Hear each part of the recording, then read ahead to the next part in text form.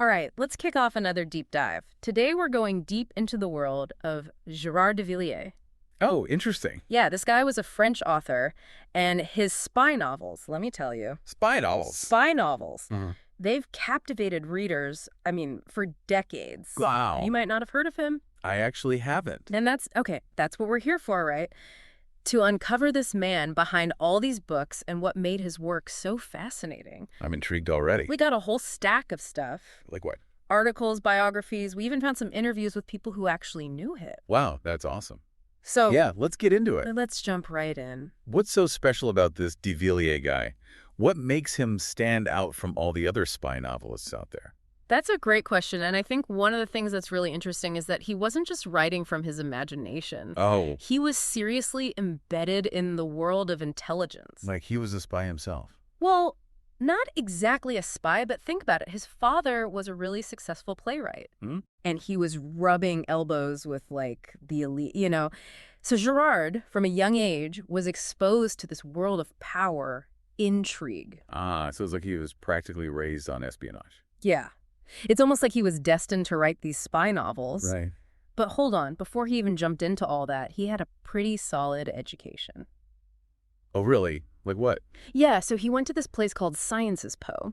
Sciences Po. Look at that. It's this really prestigious political science university over in France. Fancy. And then, get this, he goes to journalism school. Wow, so he had brains and a way with words. Exactly. That combination is key because it gives him the understanding of how governments actually work. Right. But then also he knows how to craft these amazing narratives. He's not just making stuff up. No, Yeah. he's building on this foundation of real-world knowledge. I can already see how that would make his writing so much more compelling. And then he takes all that knowledge and he puts it to use as a foreign correspondent for Francois. Francois. I'm not familiar. So for those who aren't familiar, Francois was one of the most influential newspapers in France at the time. Wow, that's a big deal. Huge. Imagine he's right in the thick of it. International affairs, witnessing, firsthand, these huge events that would shape global politics. Oh, yeah. It's wild. No wonder he was drawn to espionage. Right. He wasn't just reporting on it. Yeah. He was living it. Yeah. And not just that, he's developing these connections Oh, yeah. within the military, the intelligence communities, connections that would later actually make it into his writing. And these weren't just like casual acquaintances. No, we're talking high-level contacts, Yeah. high-ranking officials in agencies like the SEC, The CSSDE. the French equivalent of the CIA. Okay, the French CIA. Exactly. So we got this, budding author, right? A taste for adventure, a network of spy contacts, and deep understanding of global politics. Yeah, the perfect recipe for a spy novelist. So how did he go from journalist to, creator of one of the most, prolific spy series ever written? Well, that's where Malcolm Lynch comes in. Oh, that cool here? Yeah, he's the main character of de Villiers' SAS series. Okay, SAS. Yeah, so Malcolm Lynch, Austrian prince turned CIA agent. Austrian prince, CIA agent. Interesting. Oh, and this series, it's incredible. How many books are we talking? Over 200 novels, 200. possibly, and possibly the longest running fiction series ever written by just one author. That's unbelievable. 200 novels, that's insane. Yeah, it puts even James Bond to shame. Right. So what do you think made the SAS series so popular? Was it just the action, the intrigue? Yeah, or was there something, deeper that really, resonated with readers? It's a good question. Yeah. It's definitely a mix, right? So de Villiers had this knack Okay. for blending real-world events with, fictional narrative. So it felt real. Yeah, creating these stories that felt both thrilling and believable. But I think there's also something to be said for his understanding of the Cold War era. Oh, the anxieties, the fear. Exactly. And his novels, they tapped into those fears and desires, offering readers this glimpse into a world of, secret agents, shadowy organizations. High-stakes espionage? High-stakes espionage, yeah. And then, of course, you got to add that signature de Villiers touch. What's that? A mix of, geopolitical intrigue, violence, and, okay, maybe a little bit of sensuality, just to keep things interesting. And it worked, right? Oh, it definitely worked. Kept people coming back for more. 200 books worth. Yeah, 200 books. And let's not forget about the name itself. Oh, wait. SAS. Yeah, SAS. What about it? It's got this clever triple meaning. I think it really speaks to, like, de Villiers' brilliance as a writer. And a marketer. Yeah, and a marketer. Okay, I'm curious. Break it down for us. So on one level, SAS stands for, get this, Son Altesse Serenissime, which is French for His Serene Highness. Ah. A nod to Malco's royal lineage. Right. But it also refers to the British Special Air Service, the elite military unit in, covert operations. Right, the SAS. And get this, SS also stood for Scandinavian Airlines. Wait, what? Which was an early sponsor of the series. No way. That's amazing. Talk about a marketing triple threat. Genius. De Villiers was definitely ahead of his time when it came to branding. For sure. But beyond the clever title, the captivating plots, what really sets the series apart is its global reach. Oh, yeah. Bestseller, not just in France, Okay. Germany, Russia, Turkey, Japan. Wow, that's impressive. What do you think explains that kind of widespread appeal? I think it speaks to de Villiers' ability to tap into those, like, universal themes, Like what? Power, betrayal, the struggle for survival. Timeless. Classic. His novels offer this glimpse into a world that's both, I think, familiar and exotic. A world where, honestly, the lines between good and evil they're kind of blurred. Makes you think. It's like he's giving readers a passport to a hidden world. To a hidden world where anything is possible, and he did it all of this, while maintaining this incredible writing pace. Okay, how fast are we talking? So he'd spend 15 days on location for research. 15 days? 15 days, and then churn out a new SAS book every 6 weeks. Every 6 weeks. That's incredible. It's mind-boggling. That level of productivity, that's practically superhuman. Right. And what's even more impressive is that he didn't, sacrifice quality for quantity, right? No. Each novel, meticulously researched, packed with detail. Authenticity. He was dedicated to capturing, the essence of these places. The situation. Yeah, the situations he wrote about. Like he was living this double life, spy novelist. World traveler. All rolled into one. And his success, it allowed him to live a pretty, luxurious life, splitting his time between Paris and St. Tropez. Sounds nice. And even in the 21st century, he was earning over $1 million a year from his books. Wow, $1 million a year just from writing. Just from writing. That's the dream. That kind of financial freedom, it gives you the ability to keep exploring the world, right? Yeah. Gathering material, living a life that, honestly, it mirrors the adventures of his fictional creation, Malco Lenci. But it wasn't all about, the money. Right. Or the glamorous lifestyle. It must have been nice. Yeah, it must have been. But de Villiers, I think he was driven by this deep curiosity. About the world. About the world and a desire to really understand the forces that shape it. And that's what makes his story so interesting, right? Yeah. He wasn't just writing this escapist entertainment. No. He was offering this window into the real world. Of international politics. The shadowy world of espionage. He did it all with this knack for, it's incredible, predicting real world events. Predicting, really? Yeah, he was psychic or something. It's almost like he had a crystal ball, hidden away somewhere in his writing desk. So give me an example, what did he predict? Okay, so there are tons of examples. Oh, come on, you got to give me one. All right, so take Le Chemin à Damas. What's that about? It was set amidst the Syrian civil war. Oh, wow, timely. It was, and he accurately foreshadowed an attack on a government command center. No way. It's crazy. That's wild. How did he do that? Was it just incredible insight, or was there something more to his research, Well, remember those connections we talked about, the ones in the intelligence community? Yeah, those high-level contacts. Those relationships. They undoubtedly gave him access to information most journalists could only dream of. Okay, so classified briefings. Classified briefings, confidential reports, firsthand accounts of covert operations. It wasn't magic, it was access. Access, and honestly, an uncanny ability to connect the dots. Like a puzzle master. Yeah, he was able to see these patterns and trends that other people just missed, anticipating these events that would later, shock the world. And that's what makes his work so interesting, even decades later. Right. It's not just spy fiction. It's a glimpse inside the mind of a man who understood the world in a way that few others did. He was a chronicler of his times, right? Using fiction Yeah. to examine the Cold War, all the complexities of it, and what came after. Right, and his novels, I mean, they offer this unique perspective on the geopolitical landscape of the 20th century. Yeah, and they still resonate with readers today because they tap into these enduring themes. Power, conflict, the human condition, Exactly. and with over 200 novels. Just in the SAS series, right? Just in the SAS series, there's a lot to unpack, so where do we even begin? Well, I think it's important to understand the context, right? Like, where was de Villiers coming from? The Cold War. The Cold War, exactly. That period of intense, like, ideological conflict. Espionage, propaganda, the constant threat of nuclear war.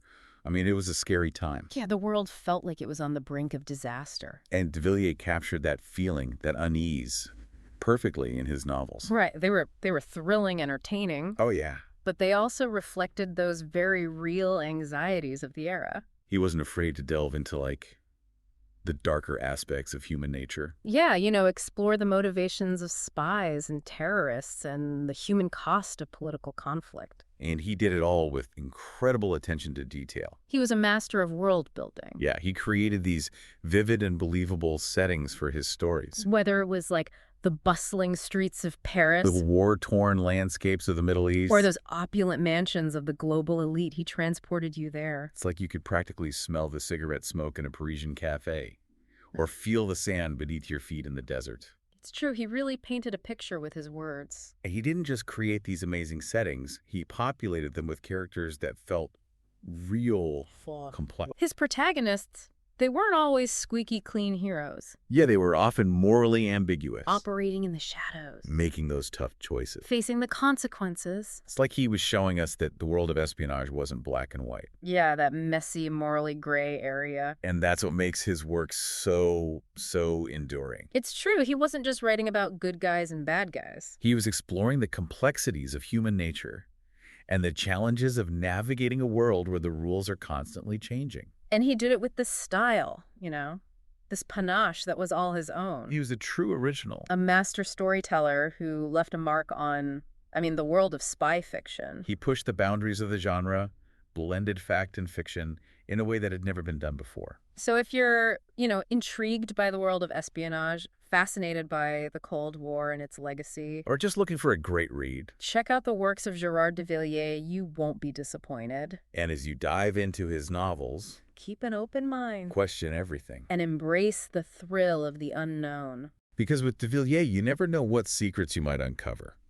It's like he wasn't just trying to write a good story. Yeah. He was really trying to capture the pulse of what was happening in the world. That undercurrent. Yeah, the undercurrents of power and intrigue. The stuff most people never even see. Exactly. Most people only get the headlines. But de Villiers, he was digging deeper. It wasn't just about capturing the mood, though, right? He had this uncanny ability Yeah. to predict real-world events in his books. Oh, absolutely. It was almost like he was writing the news before it even happened. It's really quite something. There are so many instances where events he wrote about later came to pass. Give me an example. What kind of stuff are we talking? Well, you mentioned Le Chemin de Damas earlier. Yeah, the Syrian Civil War one. Exactly, and that's a prime example. Okay, but there's got to be more. 200 books. He had to have gotten at least a few things right, just by chance. But it wasn't just chance. Take his novel, SAS Istanbul, for instance. What's that one about? It dealt with a plot to assassinate the Pope. No way. And get this, it was published just a few months before the actual attempt on Pope John Paul II's life in 1981. Okay, now that's just creepy. It really makes you wonder. How is that even possible? Was he getting insider tips, or was it just like a crazy coincidence? Remember, he was spending 15 days in each location for every single book. 15 days. That's a long time. 15 days of talking to people, soaking up the atmosphere. Getting a feel for the place. Exactly. Getting a feel for the political landscape. It's like method acting for spy novelists. It's like he was living the life just to write about it. Exactly. And don't forget those connections we talked about. Oh yeah, his sources. The people he was meeting, these weren't just giving him cocktail party gossip. We're talking high-level sources. Within intelligence agencies? Diplomats, even former spies, giving him insights that most journalists could only dream of. So it's a combination of like this meticulous research Insider access. and maybe a little bit of intuition. I think that's a pretty fair assessment. He had a knack for seeing the bigger picture. For connecting those dots. Yeah, for connecting the dots that other people missed. He understood the motivations of governments, individuals, and he could really anticipate how those motivations might play out on the world stage. And he wasn't afraid to use that knowledge to craft stories that were both entertaining and thought-provoking. Yeah, this wasn't just mindless escapism. No. He was offering a glimpse into the real world of espionage. Which is often shrouded in so much secrecy. Misinformation. Exactly. How do you even know what's real anymore? Well, with de Villiers, you get a sense that he's giving you the real deal, that he's peeling back the layers of deception and showing you how things really work. And he did it with a level of authenticity that, few other writers can match. He understood the tradecraft, The technology. the psychology of espionage, He knew how intelligence agencies work. how they gather information. And then how they actually use that information to influence events. It's like he was giving readers this crash course in espionage. Are wrapped up in this Thrilling. This suspenseful package. Exactly. That's why his work is so fascinating, entertaining, sure, but also really informative. Yeah, you come away feeling like you actually learned something. You get a deeper understanding of how the world really works, those hidden forces that shape our lives. The stuff they don't teach you in school. Right, and he never shied away from the darker side of that reality. His novels often dealt with terrorism, Political violence. the moral compromises people make. In the pursuit of power, that's the real world of espionage. It's not all glamorous gadgets and exotic locales. No, there's a real sense of danger, a moral ambiguity in his work. That's what makes it so gripping. You're never quite sure who to trust. Exactly. His characters are often forced to make these difficult choices, to compromise their own values, to do things that they wouldn't normally do. To achieve their objective. And there are consequences, both personal and political. Yeah, he's not letting anyone off the hook. It's like he's reminding us that the world of espionage isn't a game, it's serious business with real-world implications. And those implications, it's something he explored throughout his entire career. Oh yeah, he wrote about the Cold War, The rise of terrorism. the conflicts in the Middle East, the changing face of global power. It's like his work is a chronicle of all these major geopolitical events of the late 20th and early 21st centuries, all seen through the lens of espionage. And that's why his work is still relevant today. It gives us this unique perspective on the events that have shaped our world. And it offers insights into the challenges that we're still facing. The struggle for power, the threat of violence, the search for meaning in a world that often feels chaotic and unpredictable. So for anyone out there, if you're interested in learning more about the world of espionage, about the history of the Cold War, about the forces that shape global politics, check out the works of Gérard de Villiers. Seriously, you'll be transported to another time and place. Caught up in the intrigue and suspense. Challenged to think about the world in new and unexpected ways. And who knows? Wow. You might even pick up a few tips on how to spot a spy in a crowded room. Now, we've talked a lot about de Villiers' research and his ability to, predict those real-world events. His connections. But what about his writing style? Yeah, what makes his novels so engaging, so readable? Some people might say 200 novels is a bit excessive. Well, he was certainly prolific, but he also knew how to keep readers coming back for more. How so? For one thing, he was a master of pacing. Keeping the story moving. Building suspense. Creating those moments of tension and release that, keep you on the edge of your seat. Exactly. He knew how to hook you and keep you hooked. He also had a knack for creating these memorable characters. Oh, absolutely. Malco Lynch, his main protagonist, he's so complex and fascinating. Right. He's this blend of hero and rogue. Yeah, charming, resourceful. Fitly. But also flawed and vulnerable. It's like he's a character you can root for. But also be a little wary of. Exactly. You're never quite sure what he's going to do next. And that's what makes him so compelling. He's not your typical spy hero. No, he's not a superhero or a James Bond type. He's a real person with real emotions. Motivation. He makes mistakes. He gets hurt. He doubts himself. That's what makes him relatable.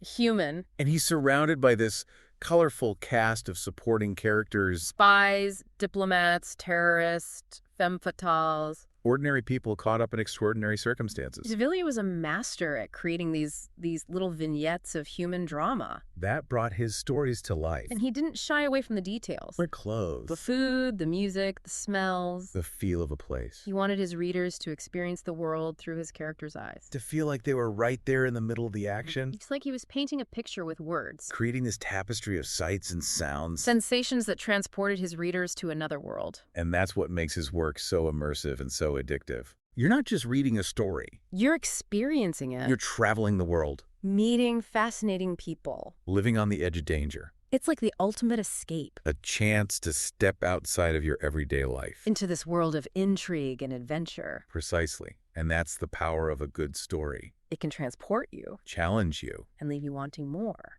Now, we've talked a lot about the SAS series, but de Villiers also wrote a number of other novels that are worth checking out. Oh, yeah. Like what? He wrote about the French Foreign Legion, The mafia. the drug trade, The world of finance. even the Vatican. There's really no subject he wouldn't tackle. He was a prolific writer. He was always looking for new challenges, New stories to tell. new ways to explore the human condition. And he did it all with this incredible energy and enthusiasm. He loved what he did. You can really feel that passion in his work. He was a true original, a master storyteller. And a keen observer of the human condition. His work continues to entertain, inform, and provoke thought decades after it was first published. So if you're looking for a great read, A chance to escape or a glimpse into the mind of a man who understood the world, in a way that few others did, I highly recommend checking out the works of Gérard de Villiers. you won't be disappointed. Now we've covered a lot of ground today, but there's still so much more to explore. De Villiers wrote over 200 novels, Each one. a window into a different time and place. And each one a reflection of his unique perspective on the world. So where do you even begin with a bibliography this extensive? Like, for someone who's never read de Villiers before, where would you even start? Well, that's the fun part. There's so many entry points. You could pick a novel based on like a historical event that interests you. Okay, so like what? Give me an example. Well, he wrote about the Iranian Revolution, the fall of the Berlin Wall, pretty much every major event of the late 20th century. So if you're a history buff, you could basically create your own de Villiers reading list based on the events that you find most fascinating. Exactly. Or you could choose a novel set in a location you've always wanted to visit. Ooh, I like that idea. It's like armchair travel with a side of espionage. He takes you to the jungles of South America, the casinos of Monte Carlo, the bustling streets of Hong Kong. It's like having a literary passport to the world, with each novel taking you on this thrilling adventure to a different corner of the globe. And because he was so grounded in reality, you really get a sense of what it was like to be there, to be caught in the crosshairs of global politics. So it's not just about the action and the intrigue, it's also about like understanding the historical context and the forces that shape these events. Precisely. And for those who are already familiar with his work, there's always something new to discover. Oh, absolutely. I've read a few of his novels, and every time I go back and reread one, I pick up on something that I missed before. There are hidden gems scattered throughout his bibliography.